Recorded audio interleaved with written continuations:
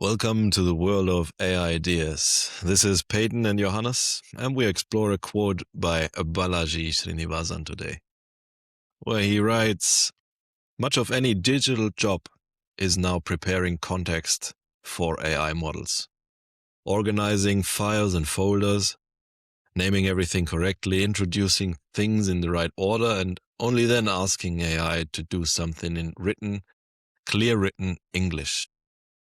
Peyton, how do you relate to that? And what does your AI journey look like right now? Good to be back. Yeah, I think the high level framing he gives of much of any knowledge work job is basically getting really good at working with AI. This is becoming more and more true by the quarter, I would say. It seems like every quarter AI models drop that are a nice step forward. And this week, Opus 4.6 dropped, which is a significant step forward on knowledge work. It went from this GDP val benchmark being where a a human that's an expert in their field that has been working in this field for 14 years evaluates two outputs, and one is made by an AI and one is made by another human expert that has worked in that field making this type of output for more than 14 years across 40 different types of knowledge work outputs. And 6 months ago, last summer, the state of the art model was Claude 4.1 Opus, and it was better than the expert human about 48% of the time, something like that. And then 3 months ago, it was GPT 5.2, and it was better than the expert human 70% of the time in these blind tests. Now, this past week, Opus 4.6 dropped, and it's about approximately 85% of the time does it outscore the expert human. And so if you think about that, 5/6 of advanced knowledge work tasks, it's better than an expert at their own game, according to the experts in that field. This is incredible. Yeah, unbelievable. And these fields include things like law, finance, purchasing, management stuff, marketing, blah, blah, blah, writing, tons of these there's broad based knowledge work.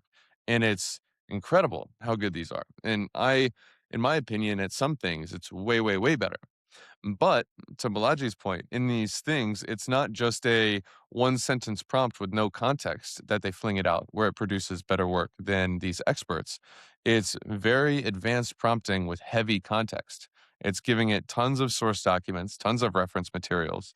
It's giving it lots and lots of context. And with that, these models, especially now this new Claude model, is able to alchemize into really impressive results.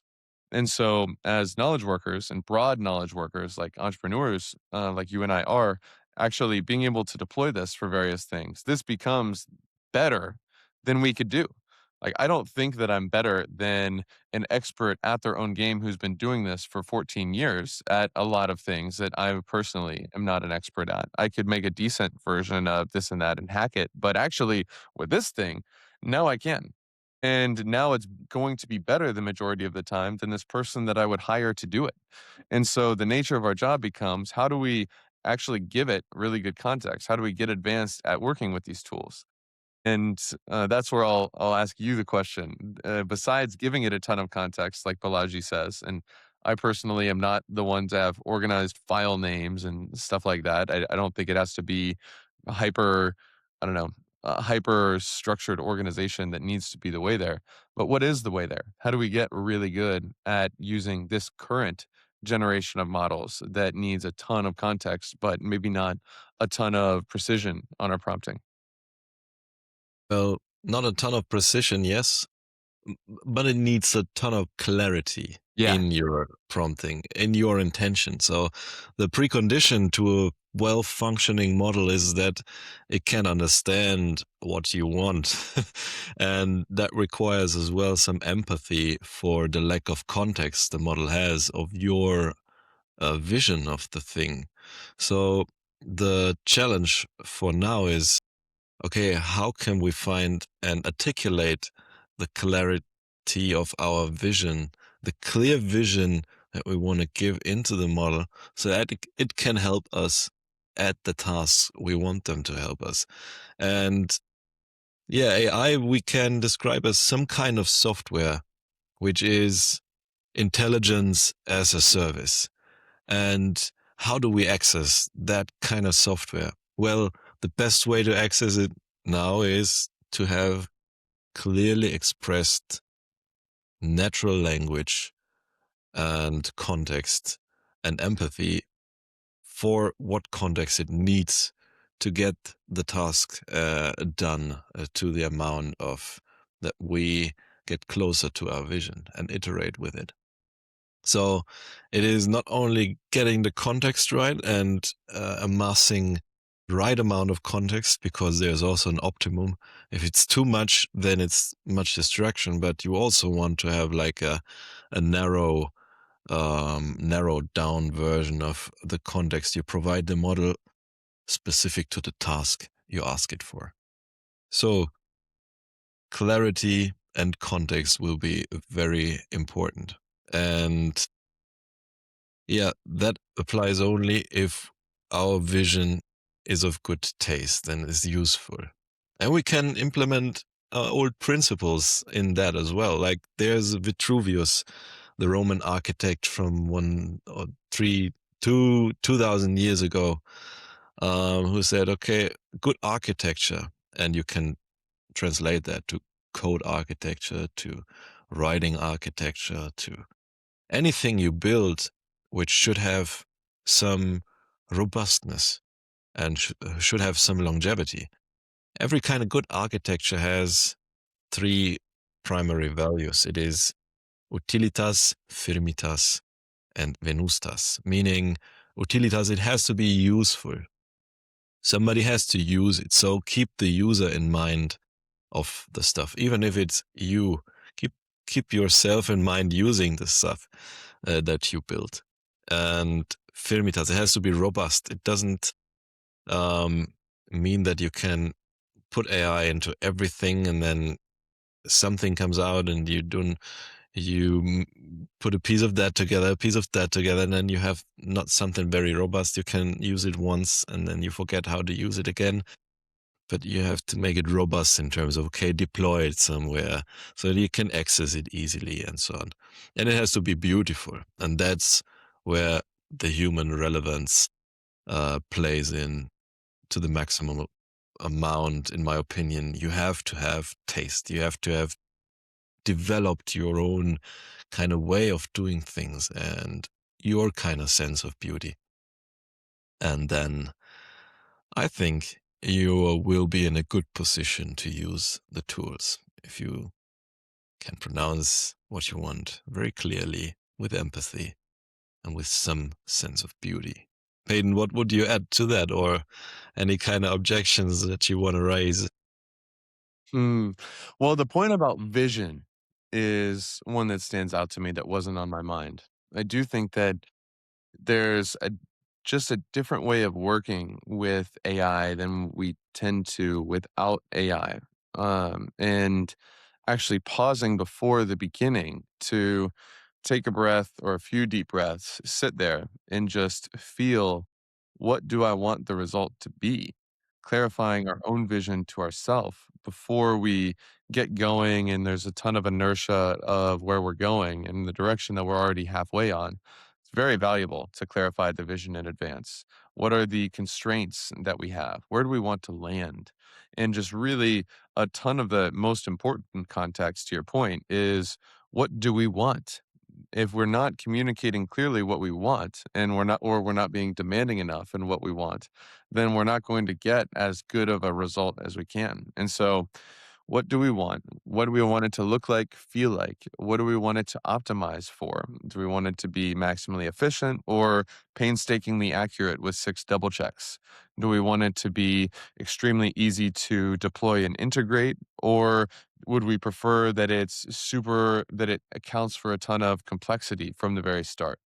Do we want it to optimize to be easy to build, or do we want it to optimize to be easy to use? Or do we want to optimize to use existing systems with no new systems? If so, let's tell it all of the things that it can work with.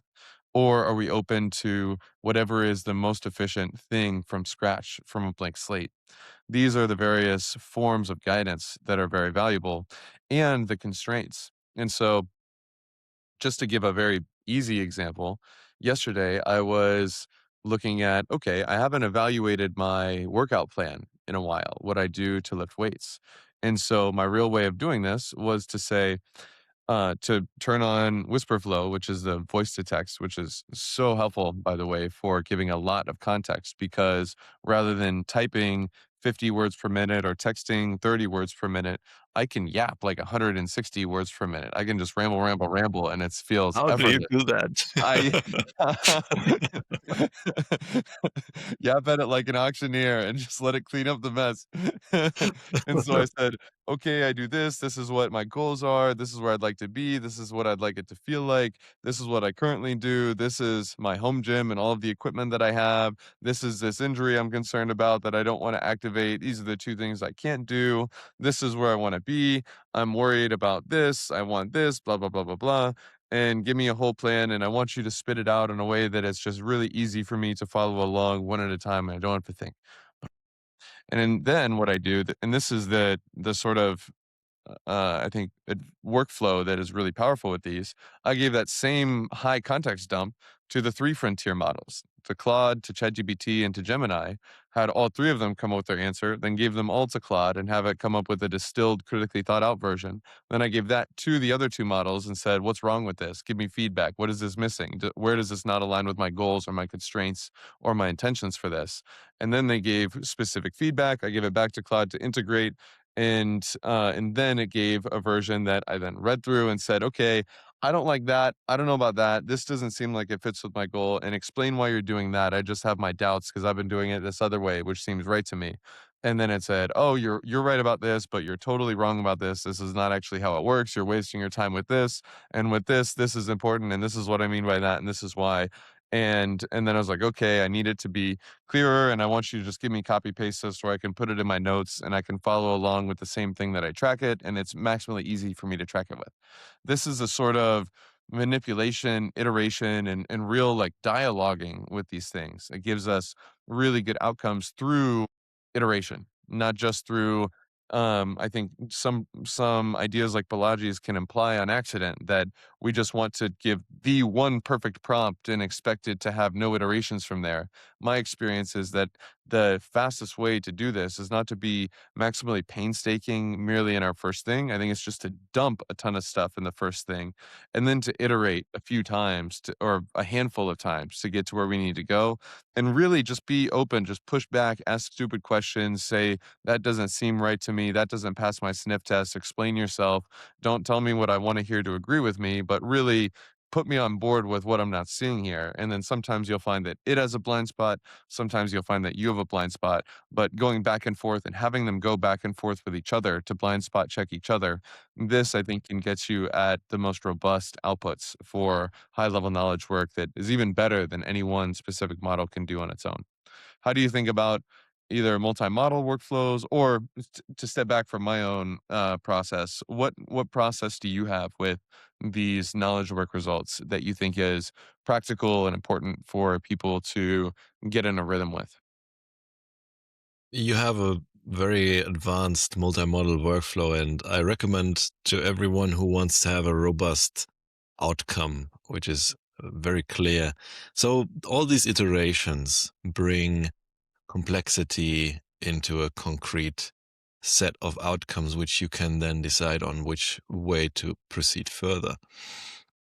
What I would add to that is the way I use a repetitive task. For example, I create some skills for Claude, which gets to me and asks questions to me so that I can answer them with whisper flow, so that I iterate through all the questions and amass and amount the context and ask the model to elicitate what context it needs for the specific outcome to be valuable and to be complete.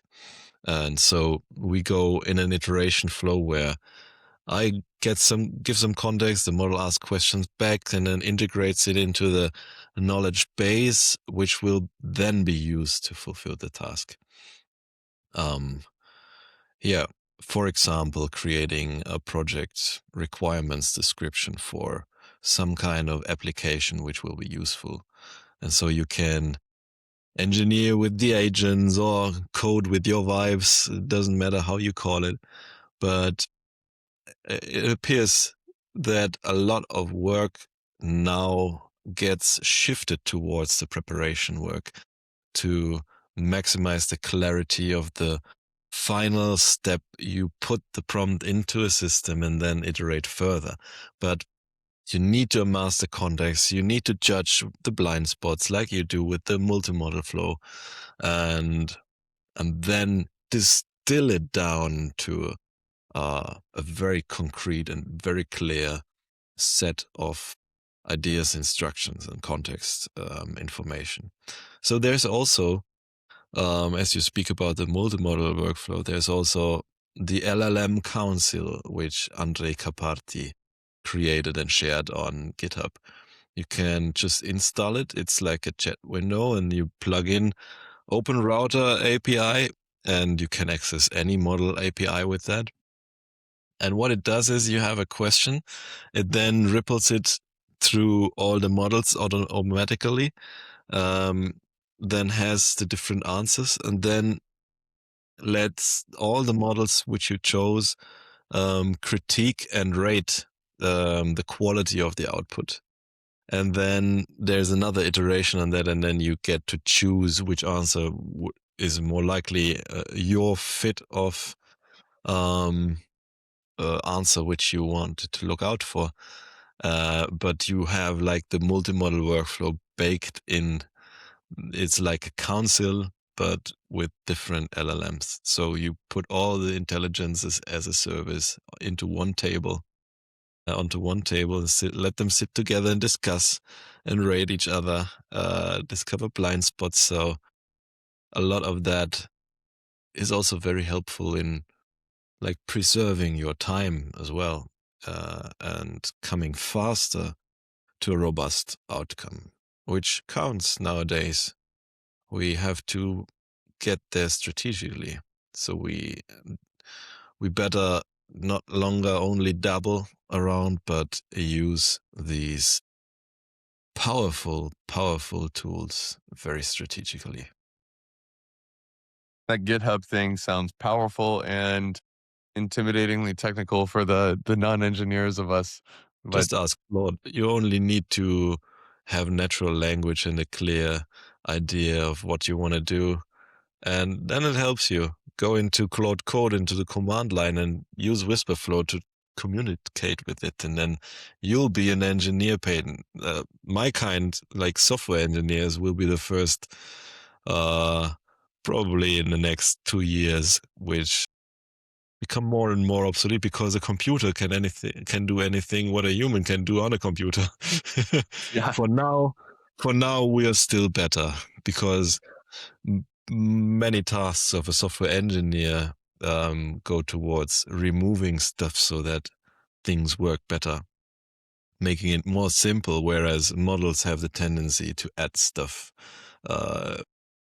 a lot of stuff, which is not useful if you want to have maintainable code base and so on. For now, humans are still better, in my experience.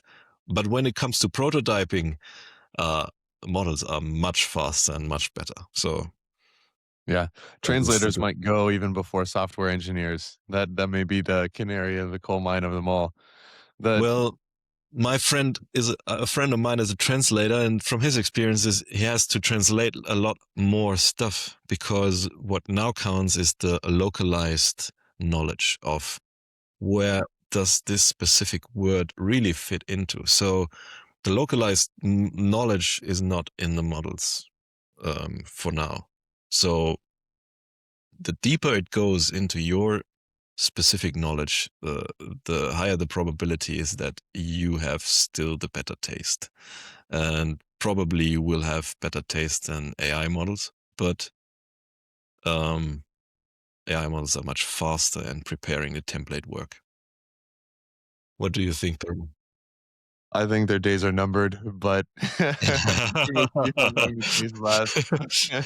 The last call out I have on this building, this iterating stuff is it's the next step in order to really unlock the potential leverage of this is not just stopping at the output itself, but to make sure that the implementation plan is deeply integrated within the output itself. And maybe that's where you put the majority of your effort. It's so easy to create whole new systems from scratch, whole new outputs from scratch, new SOPs, new ways of working, new documents, new presentations, new ideas, that the implementation, the energy that it takes to integrate these things becomes much more scarce. And so a lot of times it's more efficient to spend literally like twice as much time building a system because you're spending the majority of your effort on how is this going to check its own work? How is this going to get integrated in a way that minimizes how much effort humans have to do or how much humans have to remember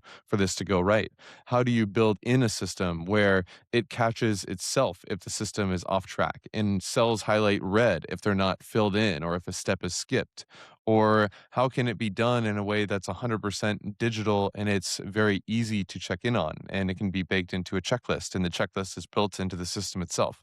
This pre-integration and this really trying to take out as much as possible of the work to weave this thing into your business or your process or your workflow or wherever in reality that you're going to put this output, actually putting a lot of your energy and effort and thought and vision into that component of this makes it to where you can do so much more because so quickly the bottleneck does become the implementation, the integration, the making this output into a reality that moves something in the world and moves us closer to a result that we want. It's this thing of this going from the middle of the process of this creation to the end where it's actually plugged in. If we can make this gap as narrow, as easy, as straightforward, as automatic, as simple and self-checking as we can by putting Mhm. more of that front loaded into the systems and the outputs that we build, we can do way more. So this is the thought process of the vision that becomes more and more and more important as these models get more and more advanced at creating stuff. Leverage them for the implementation in advance and making that as easy and simple and short as possible. That is how we can actually deploy so much more of this in the world profitably and usefully. Any final Mhm. thoughts from you? Yeah, build systems and give the models the ability to test their output and validate the output. Like you can do it in browsers now as well. You can put Claude into your browser and let it check your output and website, and then uh, just go step by step in the test plan. So, and then it has the ability to even validate and then give feedback to itself. So, um, closing the loop is valuable, very valuable. Close the loop. Yes, indeed. Thank you, my friend. Really enjoyed the discussion. May we Likewise, man. write some good prompts this week. Talk to you Yeah, soon. definitely. See you soon, man. Bye. Bye.